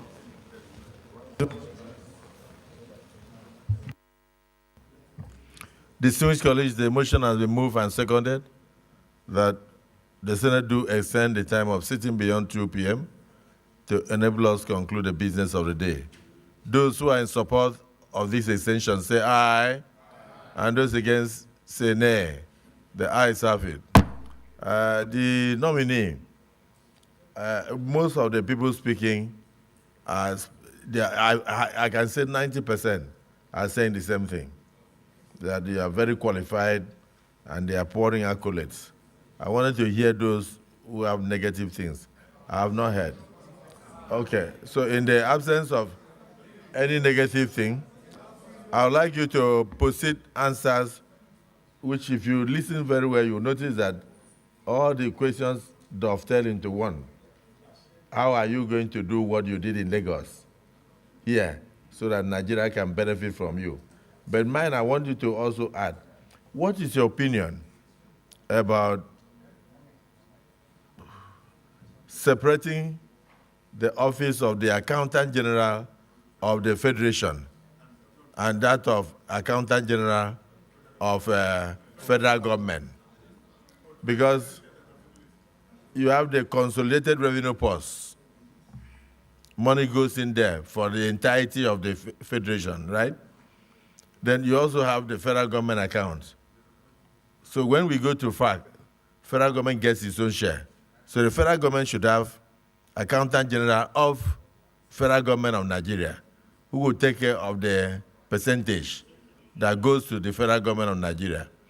Then the entirety of the money that will go into the federation, the consolidated revenue account of the federation, to be shared to the federal government, the states, and local governments. We thought that should also be managed by the Accountant General of the federation. But right now, only one Accountant General for both the federal government of Nigeria and the Accountant General of the Federation. So there are times that we are now, sometimes the federal government tends to spend money that really should have been spent by the three tier of governments. And so the result is that there is It's almost like a unitary expenditure framework. So what will be your view if you are given the portfolio of Minister of Finance? Will you want to have that kind of separation? Because these allo chambers will be very glad to help you in minutes. Your Excellency, the President of the Senate, distinguished senators, first of all, let me thank so many of the senators that have spoken today for their kind words regarding my own acceptability and suitability. It places a heavy burden of responsibility, but it is a responsibility I will not shirk. It's a challenge I will not back down from. And it's, if given the opportunity, I will do my best to ensure that it is not wasted. Your Excellency, I would like to start where you ended. And I think consistency is very important. In the days when I was in public service at the sub-national level, I did, under our president, then governor of Lagos, advocate that there should be a separation between the Accountant General of the Federation and the Accountant General of the federal government. I would like to reserve the right to review and reaffirm that the situation still remains what it was then, which led to that position being taken. However, I will say this. When we see the kind of difficulty that leads to reconciliation upon reconciliation and disagreement between the fiscal division of resources between the federals and the state, definitely there is need for more resources to ensure that the financial relationship between the federal and states and local governments is kept up to date and constitutional.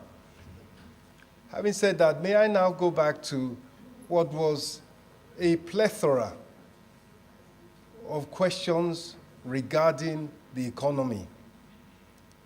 I do not want to take your time, your distinguished senators.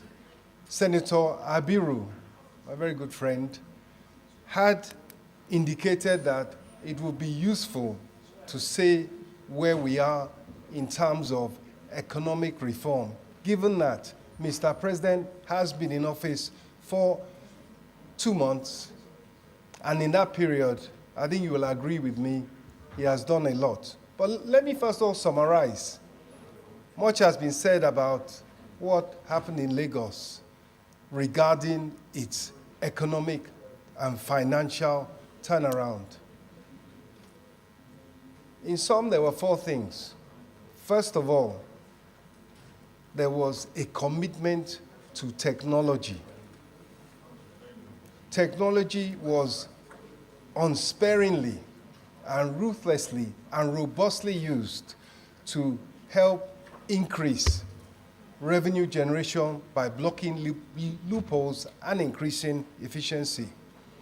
Secondly, and in the same way, there was total computerization of the operations of government.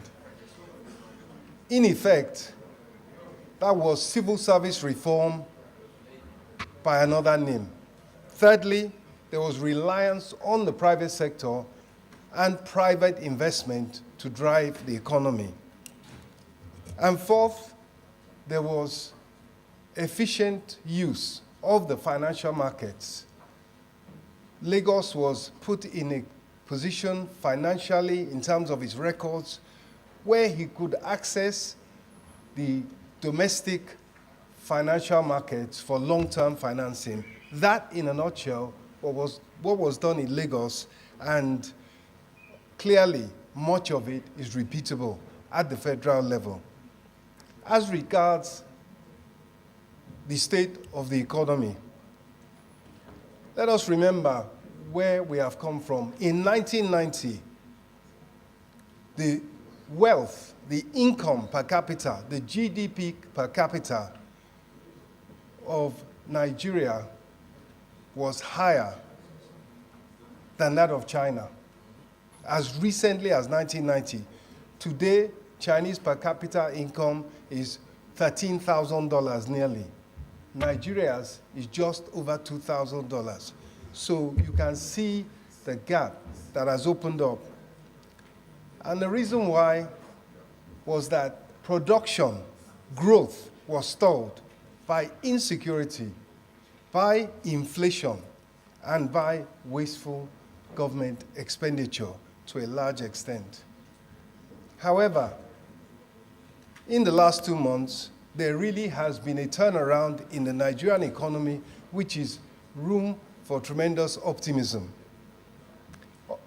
The senator from Ogun, Otumba Gbenga Daniel, talked about debt. When you look at what has happened with revenue, it is like having a bucket with a hole in it and pouring water in it. The minute you block the hole, the revenue piles up. I'm sure your state governors will tell you that their fiscal situation has turned around, and same with the federal government. It's not quite a question of having so much money that is a question of how do we spend it. But I assure you, there will be a continuous improvement in the fiscal situation at the federal and the state level, and that takes care of the debt situation. Owing is not a bad thing, as long as you have the revenue to service. And it was and is the commitment of President Bola Ahmed Tinubu to curtail spending, to curtail inefficiencies, and also to stay within the law in terms of borrowing to finance government operations. The subsidy removal and the exchange rate elimination of multiple windows has left us in a very strong position to go forward. However, and it is the concern that Mr. President has been raising, in the time between the several months that it takes for the benefits of economic reform to come through, there is pain. There's substantial economic pain. And that's why the task of government and the commitment of President Tinubu is to ensure that the poorest, the weakest, and the most vulnerable in society are protected through that period. And distinguished senators, it is not just a job for the federal government. The states have their role to play. The corporate sector has its role to play. Individuals have their role to play. The economy has been turned around and put on a positive path by the bold and courageous monetary and fiscal measures of President Bola Ahmed Tinubu. And what remains is for us to do all we can to support this process so that we stay the course and move this country to the level of a prosperous nation, which is where it rightfully belongs and the people of Nigeria deserve to be. Thank you. That we unanimously, our nominee, you see that everybody is waiting to ask questions, and so many hands are up. But we can't allow you to answer all the questions in one day, because after your confirmation, if by the Senate, we may need to invite you back so that we can have maybe closed session. So the minority leader, do you have anything you want to say? Please, quickly. Thank you, Mr. President. Mr. President, my name is Simon Watkon. I'm from Plateau State, and I represent Plateau North. Mr. President, we are all aware that the Nigerian currency is a very weak currency, very, very weak. And by our monetary policy, I strongly believe that if we allow the Naira to continue to float, it will become more weaker, day in, day out. I want to ask, sir, do you agree that as a monetary policy, Nigeria should have a benchmark for the exchange rate of the Naira with the dollar? And I think you will give us a very good answer. Thank you. Distinguished Senator, distinguished Chief Whip, just 1 minute question, please. Thank you, Mr. President, distinguished colleagues. Our nominee, mine is not a question but a reminder. Reminder because you are in charge of the monetary policies and we know the role you can play, plus the fact that you are a politician. The recurrent expenditure in this country, if you look at their statistics, in 2018 was 3.5 trillion. It's now 8.2 trillion. No employment,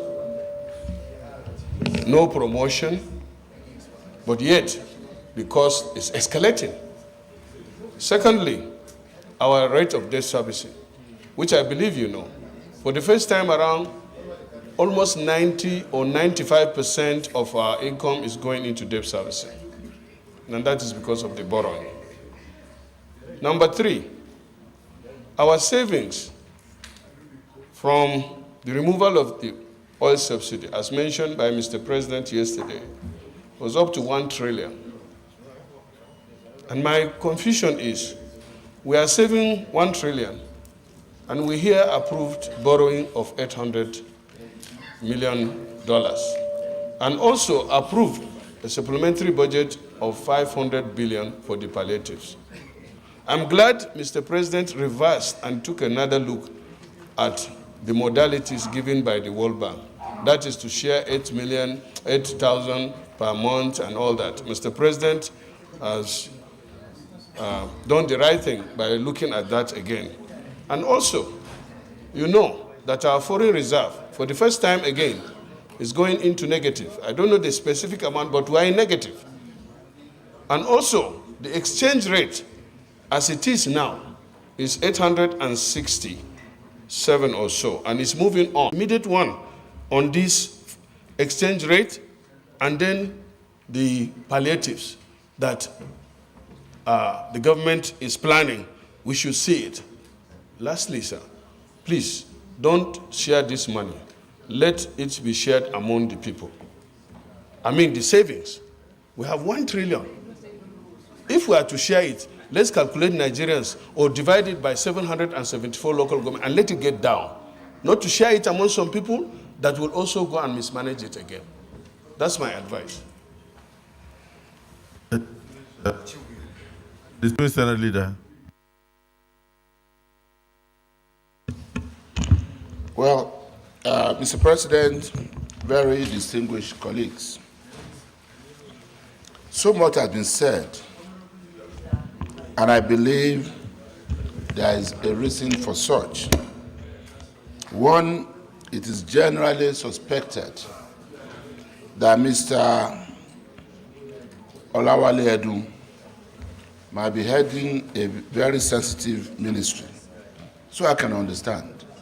His background also attests to the fact that the seriousness of an assignment that might be given to him is such that as elected representatives of the people, we should be concerned. Mine, Mr. President, is to make a very short comment and to ask only one question. My comment will have to do also with the fact that Mr. Olawale Edun is well and favorably known to me.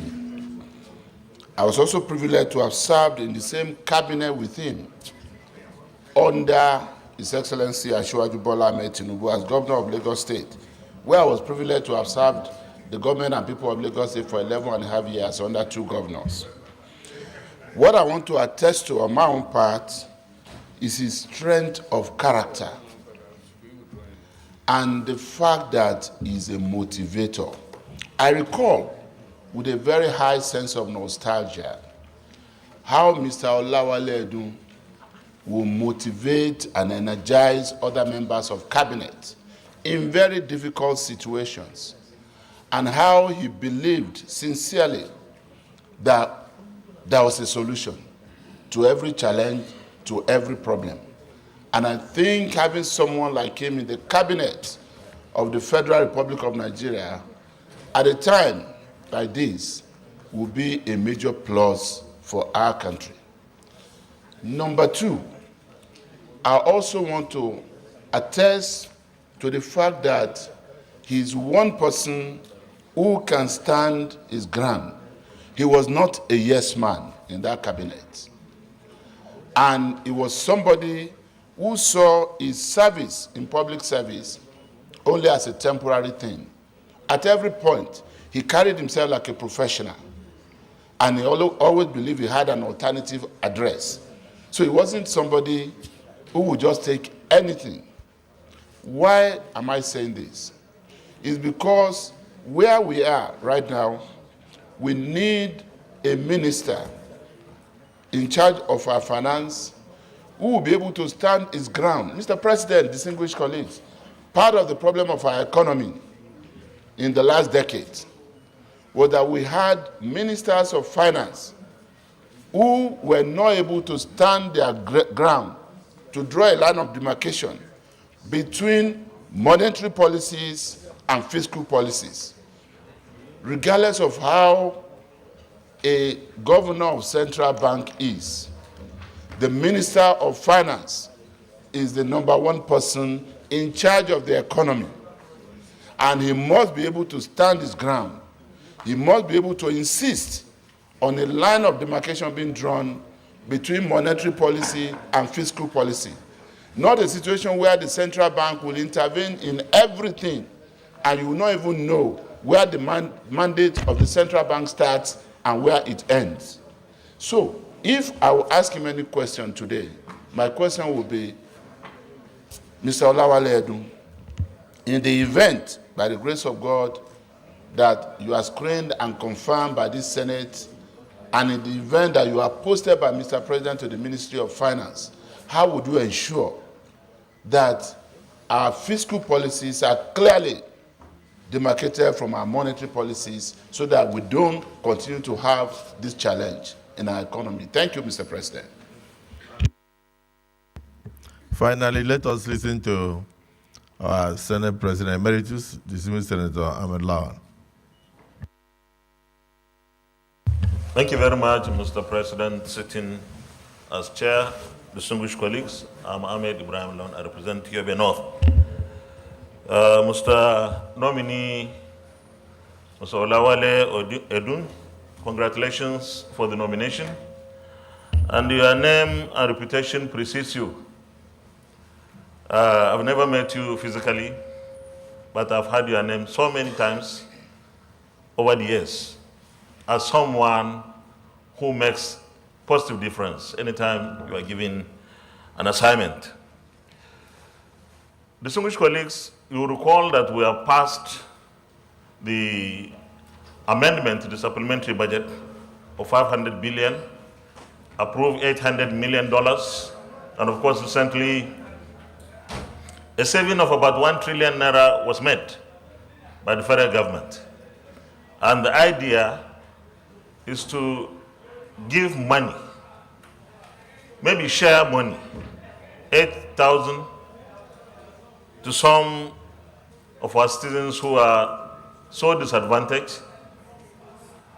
My problem is, and that is where my question is coming from, those who are so disadvantaged, those that are so vulnerable in our country, are those that are in rural areas mostly, and of course we have few in urban centers, and those are not people with bank accounts. The financial inclusion apparently is not sufficient. And if we have to give monies to these vulnerable people who are really deserving of the share, how would you achieve that? You cannot go to villages or market squares and start giving cash. If you have to make transfer, they have no accounts. You will end up giving the money to those that do not deserve the money. So how do we intend to achieve this first assignment of giving Nigerians, those that are so vulnerable, those that are so poor, that need the attention and support of governments, not only the federal government, but especially the federal government, when they have no accounts, and yet we are saying we should share the money? I believe that we have an answer to this, because it's going to be our first test. We have to get this distribution properly done, because Nigerians need this. Almost everyone. But there are those that need it most, and those that need it most have no bank accounts.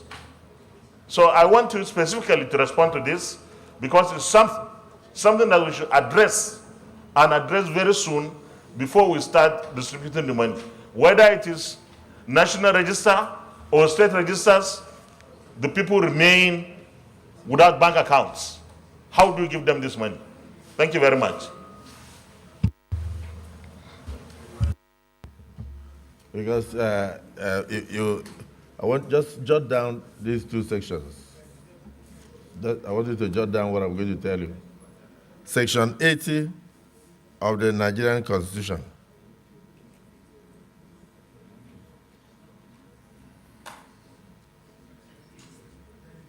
Section 83 says, no monies shall be withdrawn from any public fund of the Federation other than the Consolidated Revenue Fund of the Federation, unless the issue of those monies has been authorized by an act of the National Assembly. You got it? Section 80 sub 4 says, no money shall be withdrawn from the Consolidated Revenue Fund or any other public fund of the Federation, except in the manner prescribed by the National Assembly. You got it?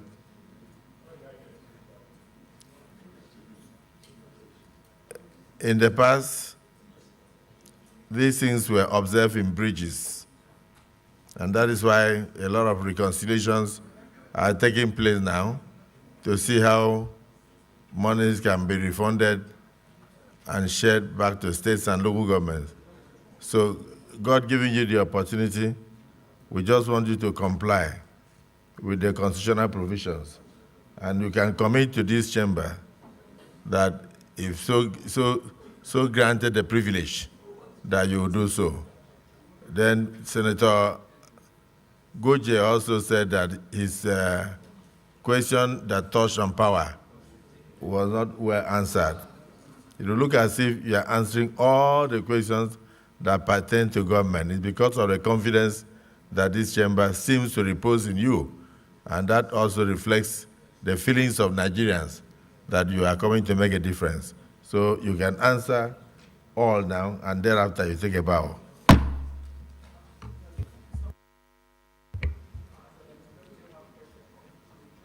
Your Excellency, distinguished senators, thank you very much. Senator Goje beat me to it. I was noting that that question on power was one that I had not addressed. And my response is this: there has been liberalization of the electricity sector. And it's done in order to allow investment in all aspects of the value chain. And I think it is that liberalization that will unleash investment in the sector, expertise in the sector, and decentralization of the once very, very monolithic, I would say, the once very monolithic power sector. So His Excellency beat me to it, but I was going to come back and reply you that we should look to the new dispensation in the electricity sector to bring the solutions that we seek. May I try and distinguished Senator, India would achieve what we are trying to achieve and what is giving us so much difficulty in a jiffy. A digital identity for virtually every man, woman, and child in India is what they have achieved, is what is recommended for us. It is what